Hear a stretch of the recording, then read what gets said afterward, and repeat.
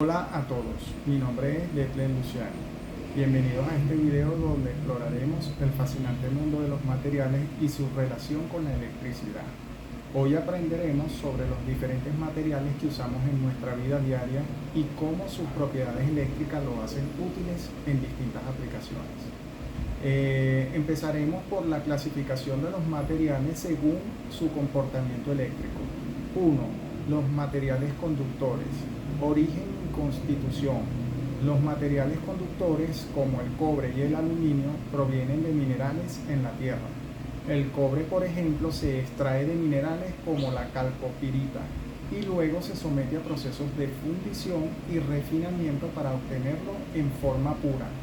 El aluminio se obtiene del mineral bauxita mediante un proceso llamado alumina y posteriormente electrólisis.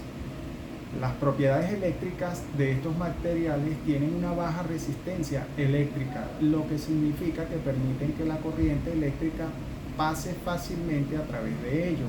Esto se debe a que sus electrones de valencia están libres para moverse. Sus ventajas son alta conductividad eléctrica, son fáciles de trabajar y moldear y relativamente económicos. Sus desventajas son que pueden oxidarse o corroerse con el tiempo, especialmente el cobre, y algunos como el cobre son costosos en comparación con otros metales. Sus aplicaciones serían los cables eléctricos y de transmisión de energía, componentes electrónicos como resistencias y conectores, y en la fabricación de motores y generadores. 2. Materiales aislantes. Su origen y constitución. Los aislantes, como la goma, el plástico y la cerámica, también provienen de minerales o sustancias orgánicas. La mayoría son compuestos sintéticos o naturales que no conducen electricidad. Dentro de sus propiedades eléctricas, tiene una resistencia muy alta, lo que impide que la corriente pase fácilmente.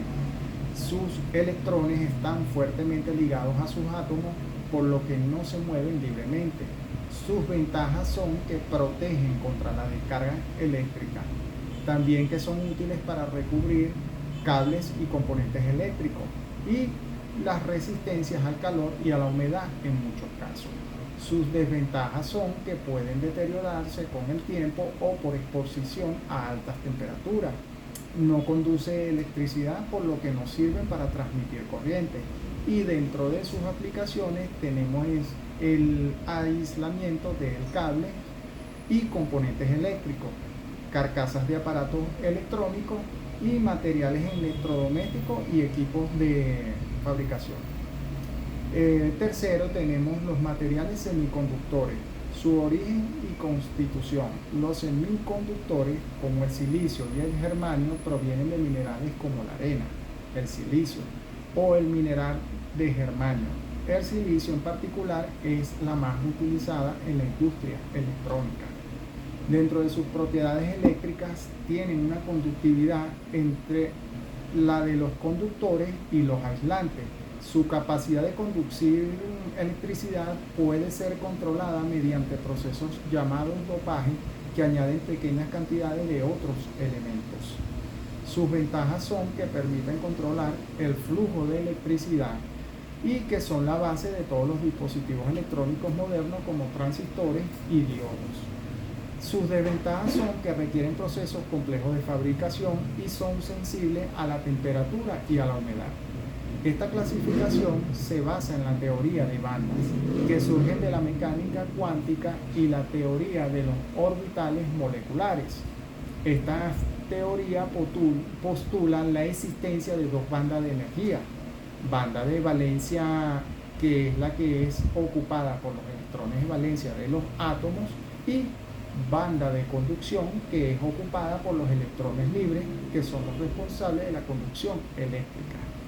En el solapamiento de bandas y conducción eléctricas, los conductores son las bandas de valencia y la banda de conducción que solapan, permitiendo el libre movimiento de los electrones. Los metales son los ejemplos típicos de conductores.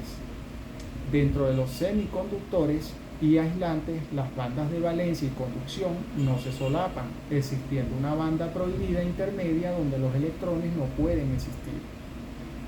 En semiconductores, como el silicio y el germanio, la banda prohibida es estrecha, lo que permite a los electrones saltar a la banda de conducción si poseen suficiente energía cinética, por ejemplo, como temperaturas elevadas. En aislante, la banda prohibida es muy amplia, impidiendo el paso de electrones a la banda de conducción que permanece vacía. Dentro de las propiedades eléctricas específicas, la resistividad eléctrica es la capacidad de un material para oponerse al flujo de corriente. Los conductores tienen baja resistividad y los aislantes alta. En la rigidez dieléctrica, la capacidad de un material aislante para soportar un alto voltaje antes de volverse conductor y romperse. Y la constante dieléctrica, que es una medida de la capacidad de un material para almacenar energía eléctrica en un campo eléctrico, importante para los condensadores, por supuesto. Hablaremos también de la teoría del mar de electrones y resistencia eléctrica. En los sólidos metálicos, los átomos forman estructuras cristalinas unidas por enlaces metálicos, donde los electrones de valencia son compartidos por muchos átomos. Y esta teoría del mar de electrones explica por qué los electrones de valencia pueden moverse libremente por toda la red metálica. Hablaremos de la ley de Ohm, que describe la relación entre la diferencia del potencial, la corriente eléctrica y la resistencia en un conductor. También tenemos la resistencia eléctrica, que es la oposición de un material al flujo de corriente, donde medidas de ohmio. La resistividad eléctrica, que es una propiedad también intrínseca del material que mide su dificultad para conducir la corriente, con unidades de ohmio por metro, donde dentro de la fórmula tenemos las variables de la resistencia y donde la L es la longitud y la A es el área transversal dentro de la fórmula a emplear. La resistividad de los metales también aumenta con la temperatura, mientras que la de los semiconductores disminuye. La conductividad eléctrica es la medida de la capacidad de un material para permitir el paso de la corriente eléctrica. Es el inverso de la resistividad y se mide en Siemens por metro. Los materiales con baja resistividad y alta conductividad son buenos conductores. La plata y el cobre son los mejores conductores de electricidad, seguidos por el oro y el aluminio.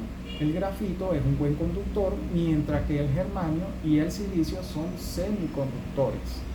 Y ya para finalizar, también mencionaré algunos materiales como los conductores, que serían en materiales tradicionales y de primera generación, como el cobre, la plata, que poseen una alta conductividad, pero costosos y pesados en algunas aplicaciones y propensos a la oxidación y corrosión.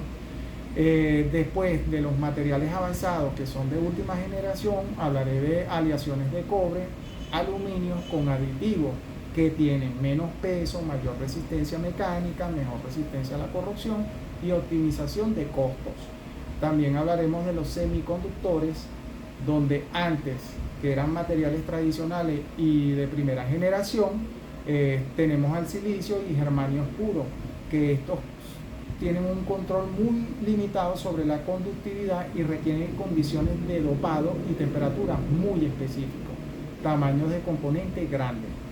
Después, dentro de los materiales avanzados y de última generación, tenemos en los semiconductores dopados con precisión. Estos tienen una conducción sintonizable, base de la microelectrónica, como transistores, diodos y circuitos eléctricos.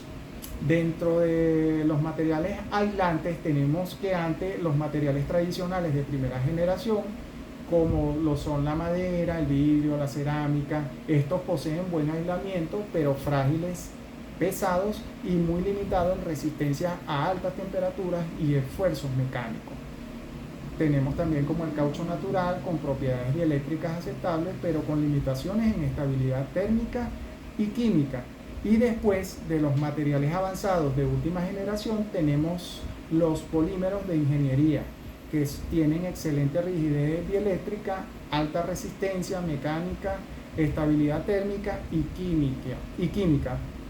También tenemos flexibilidad, bajo peso y aplicaciones en electrónica de alta frecuencia y cables aeroespaciales.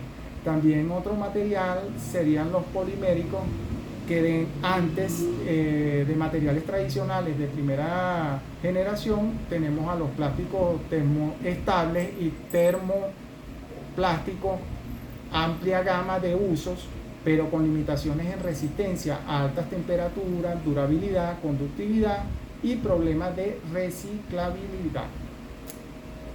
Después tenemos los materiales avanzados de última generación como polímeros de alto rendimiento, donde estos ofrecen mejor resistencia a la temperatura, impacto, química y aplicaciones en aeroespacial y automoción. También tenemos otro material como los cerámicos, donde antes, cuando son materiales tradicionales de primera generación, las cerámicas tradicionales como la porcelana y el ladrillo son frágiles, baja tenacidad y procesamientos complejos, mientras que después de los materiales avanzados de última generación tenemos las cerámicas avanzadas como el carburo de silicio, que tienen mayor tenacidad, resistencia al choque térmico, endurecimiento por transformación, aplicaciones en motores y herramientas de corte y biomédica. Y por último tenemos el material en diseño y fabricación, donde antes los materiales tradicionales de primera generación, estos procesos convencionales como el moldeo, fundición, mecanizado, también están limitados a geometría simple y prototipado lento. Y después de materiales avanzados de última generación tenemos la fabricación aditiva, por ejemplo como la impresión 3D, que da la creación de geometrías complejas, personalización, reducción de residuos, prototipado rápido, que permite el uso de materiales con propiedades específicas para cada punto. Bueno, espero les haya gustado la presentación, que tengan un feliz día.